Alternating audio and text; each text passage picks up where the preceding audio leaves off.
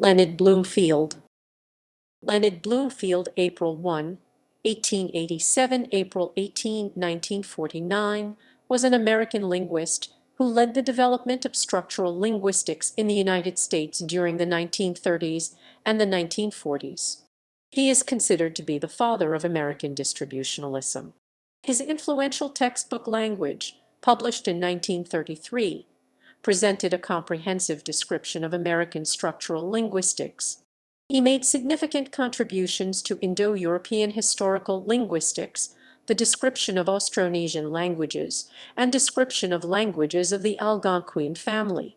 Bloomfield's approach to linguistics was characterized by its emphasis on the scientific basis of linguistics, adherence to behaviorism especially in his later work, and emphasis on formal procedures for the analysis of linguistic data.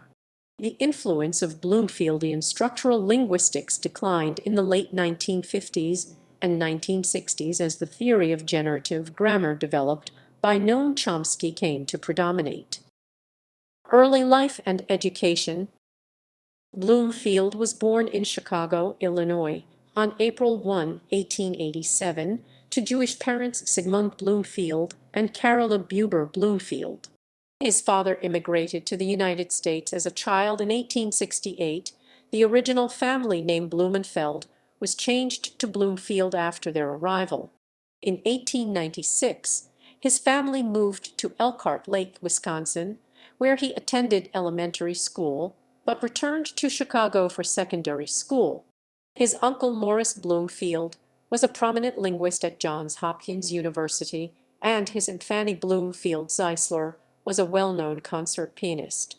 Bloomfield attended Harvard College from 1903 to 1906, graduating with the A.B. degree. He subsequently began graduate work at the University of Wisconsin, taking courses in German and Germanic philology, in addition to courses in other Indo-European languages.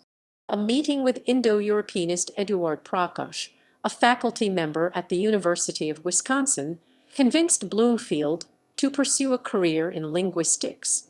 In 1908, Bloomfield moved to the University of Chicago, where he took courses in German and Indo-European philology with Francis A. Wood and Carl Darling Buck. His doctoral dissertation in Germanic historical linguistics, a semisyllogic differentiation in Germanic secondary ablaut, was supervised by Wood, and he graduated in 1909. He undertook further studies at the University of Leipzig and the University of Göttingen in 1913 and 1914. Bloomfield also studied at Göttingen with Sanskrit specialist Jacob Wackernagel, and considered both Wackernagel and the Sanskrit grammatical tradition of rigorous grammatical analysis associated with Panini as important influences on both his historical and descriptive work. Further training in Europe was a condition for promotion at the University of Illinois from instructor to the rank of assistant professor. Career. Bloomfield was instructor in German at the University of Cincinnati 1909-1910, instructor in German at the University of Illinois at Urbana-Champaign 1910-1913, assistant professor of comparative philology and German, also University of Illinois 1913-1921, professor of German and during the summer of 1925, Bloomfield worked as assistant ethnologist with the Geological Survey of Canada in the Canadian Department of Mines, undertaking linguistic field work on Plains Cree. This position was arranged by Edward Sapir, who was then chief of the Division of Anthropology, Victoria Museum Geological Survey of Canada.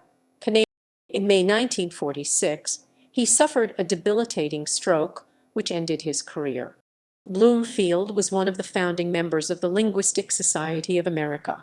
In 1924, along with George M. Bolling, Ohio State University, and Edgar Sturtevant, Yale University, he formed a committee to organize the creation of the society and drafted the call for the society's foundation. He contributed the lead article to the inaugural issue of the society's journal Language and was president of the society in 1935. He taught in the Society's Summer Linguistic Institute in 1938-1941, with the 1938-1940 institutes being held in Ann Arbor, Michigan, and the 1941 Institute in Chapel Hill, North Carolina. Indo-European linguistics. Bloomfield's earliest work was in historical Germanic studies, beginning with his dissertation and continuing with a number of papers on Indo-European and Germanic phonology and morphology. His postdoctoral studies in Germany further strengthened his expertise in the neo-grammarian tradition, which still dominated Indo-European historical studies. Bloomfield throughout his career, but particularly during his early career, emphasized the neo-grammarian principle of regular sound change as a foundational concept in historical linguistics. Bloomfield's work in Indo-European beyond his dissertation was limited to an article on palatal consonants in Sanskrit and one article on the Sanskrit grammatical tradition associated with Panini, in addition to a number of book reviews. Bloomfield made extensive use of Indo-European materials to explain historical and comparative principles in both of his textbooks, An Introduction to Language 1914 and his seminal Language 1933. In his textbooks, he selected Indo-European examples that supported the key neo-grammarian hypothesis of the regularity of sound change and emphasized a sequence of steps essential to success in comparative work, of appropriate data in the form of texts which must be studied intensively and analyzed. The application of the comparative method. See reconstruction of proto-forms. He further emphasized the importance of dialect studies where appropriate and noted the significance of sociological factors such as prestige and the impact of meaning. In addition to regular linguistic change, Bloomfield also allowed for borrowing and analogy. It is argued that Bloomfield's Indo-European work had two broad implications. He stated clearly the theoretical basis for Indo-European linguistics, and he established the study of Indo-European languages firmly within general linguistics. Sanskrit studies. As part of his training with leading Indo-Europeanists in Germany, in 1913 and 1914 Bloomfield studied the Sanskrit grammatical tradition originating with Panini, who lived in northwestern India during the 5th or 4th century BC. Panini's grammar is characterized by its extreme thoroughness and explicitness in accounting for Sanskrit linguistic forms and by its complex context-sensitive, rule-based generative structure. Bloomfield noted that Panini gives the formation of every inflected, compounded, or derived word with an exact statement of the sound variations including accent and of the meaning.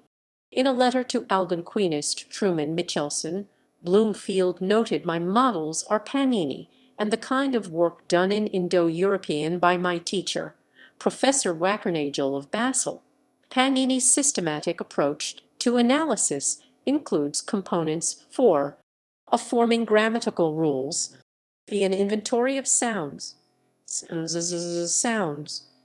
see a list of verbal roots organized into sublists, and a list of classes of morphs." Bloomfield's approach to key linguistic ideas in his textbook language reflect the influence of Panini in his treatment of basic concepts such as linguistic form, free form, and others.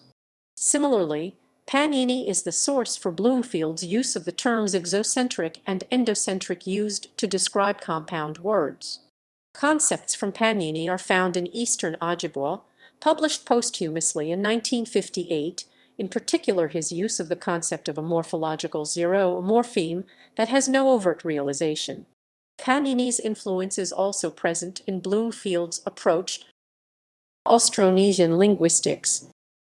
While at the University of Illinois, Bloomfield undertook research on Tagalog, an Austronesian language spoken in the Philippines. He carried out linguistic field work with Alfredo Viola Santiago, who was an engineering student at the university from 1914 to 1917. The results were published as Tagalog texts with grammatical analysis, which includes a series of texts dictated by Santiago in addition to an extensive grammatical description and analysis of every word in the texts. Bloomfield's work on Tagalog, from the beginning of field research to publication, took no more than 2 years. His study of Tagalog has been described as the best treatment of any Austronesian language. The result is a description of Tagalog which has never been surpassed for completeness, accuracy, and wealth of exemplification. Bloomfield's only other publication on an Austronesian language was an article on the syntax of Ilocano, based upon research undertaken. This article has been described as a tour de force, for it covers in less than 7 pages the entire taxonomic syntax of Ilocano. Algonquian linguistics. Bloomfield's work on Algonquian languages had both descriptive and comparative components. He published extensively on 4 Algonquian languages, Fox, Cree, Menominee, and Ojibwe, publishing grammars, lexicons, and text collections. Bloomfield used the materials collected in his descriptive work to undertake comparative studies leading to the reconstruction of Proto-Algonquian, with an early study reconstructing the sound system of Proto-Algonquian, and a subsequent more extensive paper refining his phonological analysis and adding extensive historical information on general features of Algonquian grammar. Bloomfield undertook field research on Cree, Menominee, and Ojibwe, and analyzed the material in previously published Fox text collections. His first Algonquian research, beginning around 1919, involved study of text collections in the Fox language that had been published by William Jones and Truman Michelson. Working through the texts in these collections, Bloomfield excerpted grammatical information to create a grammatical sketch of Fox. A lexicon of Fox based on his excerpted material was published posthumously. Bloomfield undertook field research on Menominee in the summers of 1920 and 1921, with further brief field research in September 1939 and intermittent visits from Menominee speakers in Chicago in the late 1930s, in addition to correspondence with speakers during the same period. Material collected by Maurice Swadesh in 1937 and 1938, often in response to specific queries from Bloomfield, supplemented his information. Significant publications include a collection of texts, a grammar, and a lexicon, both published posthumously, in addition to a theoretically significant article on Menominee phonological alternations. Bloomfield undertook field research in 1925 among Plains Cree speakers in Saskatchewan at the Sweet Grass Reserve and also at the Star Blanket Reserve, resulting in 2 volumes of texts and a posthumous lexicon. He also undertook brief field work on Swampy Cree at the Pass, Manitoba. Bloomfield's work on Swampy Cree provided data to support the predictive power of the hypothesis of exceptionless phonological change. Bloomfield's initial research on Ojibwe was through study of texts collected by William Jones, in addition to 19th-century grammars and dictionaries. During the 1938 Linguistic Society of America Linguistic Institute held at the University of Michigan in Ann Arbor, Michigan, he taught a field methods class with Andrew Medler, a speaker of the Ottawa dialect, who was born in Saginaw, Michigan, but spent most of his life on Walpole Island, Ontario. The resulting grammatical description, transcribed sentences, texts, and lexicon were published posthumously in a single volume. In 1941, Bloomfield worked with Ottawa dialect speaker Angeline Williams at the 1941 Linguistic Institute held at the University of North Carolina in Chapel Hill, North Carolina, resulting in a posthumously published volume of texts. Selected publications: Bloomfield, Leonard, 1909/1910. A Semisiological Differentiation in Germanic Secondary Ablaut.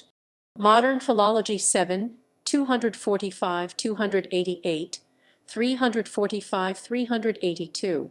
Bloomfield, Leonard, 1911. The Indo-European Palatals in Sanskrit. The American Journal of Philology. 32 13657.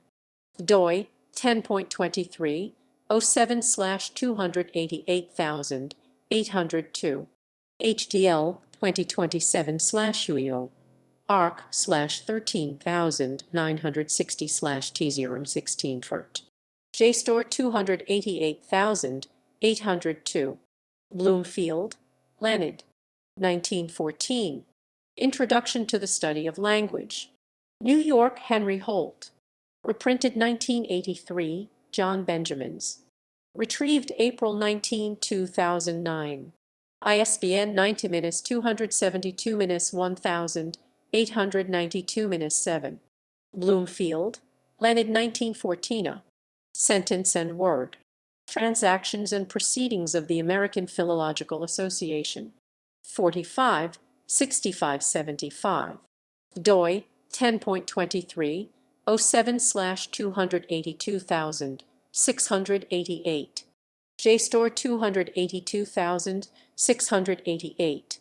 Bloomfield, Leonard. 1916. Subject and Predicate. Transactions and Proceedings of the American Philological Association. 47, 1322. doi 10.23, 07/282823. JSTOR 282823. Bloomfield, Leonard. 1917. Tagalog Texts with Grammatical Analysis. University of Illinois Studies in Language and Literature, 3.2-4, Urbana, Illinois. Bloomfield, Leonard. 1925. Why a Linguistic Society? Language. 1115. JSTOR 409544. Bloomfield, Leonard. 1925. Yeah. On the Sound System of Central Algonquian. Language. 14130-156. doi 10.23, 07/409540. JSTOR 409540. Bloomfield, Leonard. 1925-1927. Notes on the Fox Language. International Journal of American Linguistics 3, 219-232, 4, 181-219. Bloomfield, Leonard. 1926. A Set of Postulates for the Science of Language PDF. Language. 23-153-164. doi 10.23, 07/408741. HTL 11088/0-1M0-2M-5F51-4. JSTOR 408741. Reprinted in Martin Jews ed. Readings in Linguistics I. Chicago and London, The University of Chicago Press, 1957, 26-31. Bloomfield, Leonard. 1927. On Some Rules of Panini. Journal of the American Oriental Society. 47, 6170. doi 10.23, 07/593000. JSTOR 593241. Bloomfield, Leonard. 1927. Literate and Illiterate Speech. American Speech. 210, 432-441. doi 10.23, 07/451863. JSTOR 451863. SDU CID 147012813. Bloomfield, Leonard. 1928. Menominee Texts. Publications of the American Ethnological Society 12. New York, G. E. Stechert, Agents. Reprinted 1974. New York, AMS Press, ISBN 0-404-58162-5. Bloomfield, Leonard. 1928. A Note on Sound Change. Language. 4299-100. doi 10.23, 07/408791. JSTOR 408791. Bloomfield, Leonard. 1929. Review of Bruno Liebig, 1928.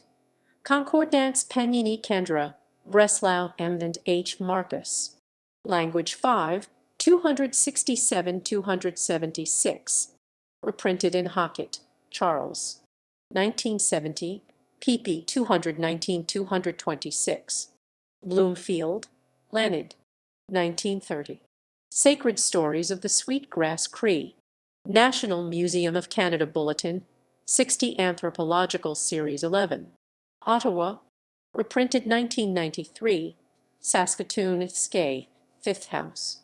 ISBN 1-895618-27-4. Bloomfield, Leonard. 1933. Language. New York, Henry Holt. ISBN 0-226-6067-5. ISBN 90-272-1892-7 S7. Bloomfield, Leonard. 1934. Plains Cree Texts. American Ethnological Society Publication 16. New York. Reprinted 1974. New York, AMS Press. Bloomfield, Leonard. 1935. Linguistic Aspects of Science. Philosophy of Science 2/4, 499 517. Bloomfield, Leonard. 1939. Menominee Morphophonemics. Études phonologiques des à la mémoire de M. Le Prince N. S. Trubetskoy, 105-115. Travaux du Cercle Linguistique de Prague 8. Prague. Bloomfield, Leonard. 1930. Ninia. Linguistic Aspects of Science. Chicago, University of Chicago Press.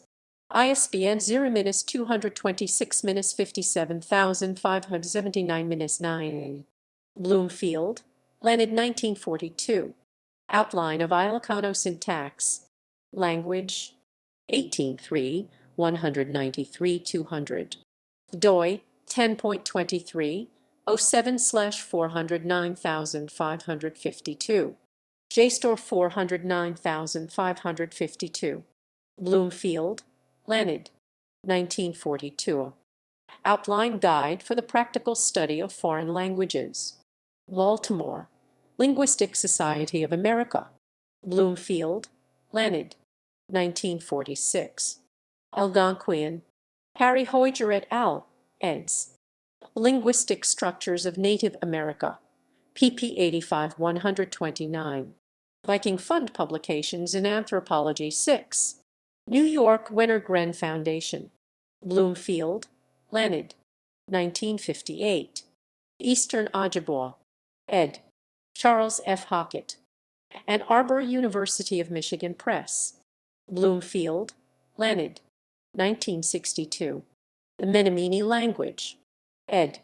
Charles F. Hockett. New Haven, Yale University Press. Bloomfield, Leonard. 1975. Menominee Lexicon. ed. Charles F. Hockett. Milwaukee Public Museum Publications in Anthropology and History. Milwaukee Public Museum. Bloomfield, Leonard. 1984. Cree English Lexicon. ed. Charles F. Hockett. New Haven, Human Relations Area Files. ISBN 99954-923-9 Bloomfield, Leonard. 1984. Fox English Lexicon. ed. Charles F. Hockett. New Haven, Human Relations Area Files. ISBN 99954-923-7-7